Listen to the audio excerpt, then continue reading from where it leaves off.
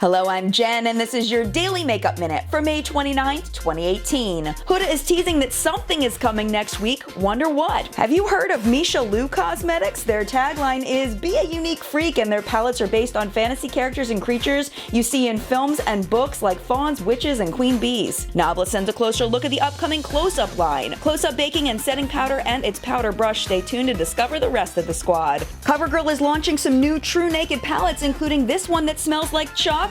Seems like there'll also be a peach-scented palette called Peach Punch. They also posted this photo of one called Dazed, but we wonder what that one would smell like. And finally, what's new from Notoriously Morbid? 2 new Fearless Fragments face and body glitters, 2 new Diablo lip rouges, and their brand new Poxy Tonic are up on their site. How can you not be curious about something named Poxy Tonic? That's it for now. We'll see you here same time tomorrow. Look for Makeup Minute Extras on my Instagram. And don't forget our full-length weekly newscast, What's Been Makeup, every Sunday morning on YouTube.